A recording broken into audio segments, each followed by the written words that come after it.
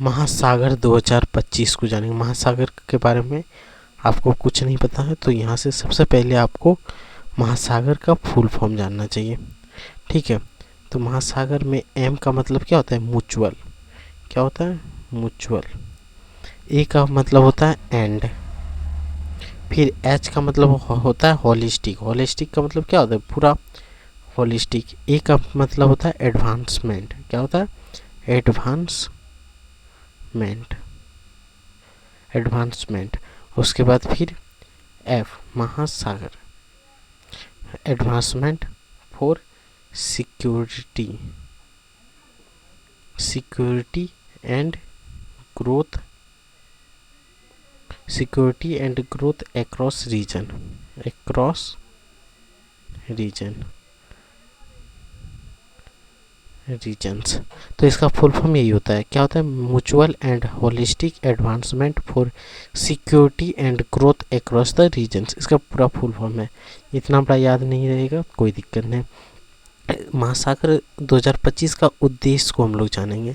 सिर्फ उद्देश्य इसका क्यों है, क्यों बनाया गया, तो याद रखना है कि पारस्परिक एवं समग्र विकास के लिए महासागर से सटा हुआ जितना भी देश है वो उनसे एक सहयोग मिले ताकि हम लोग एक साथ में साझा विकास कर सकें। तो पहला उद्देश्य क्या है? साझा विकास करना।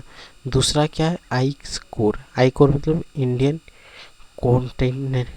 Indian continental ocean reason.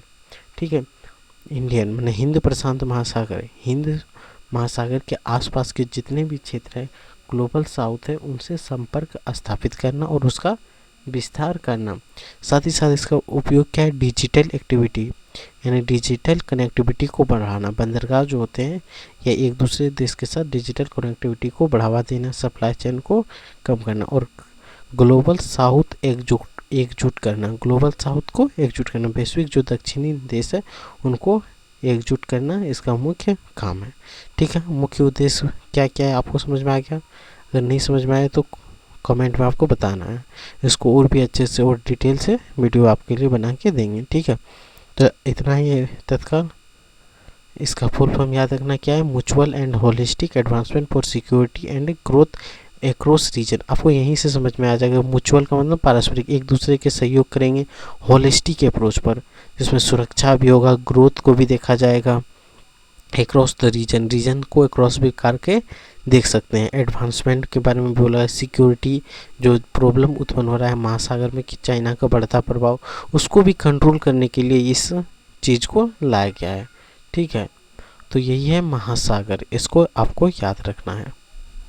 और इतना ही।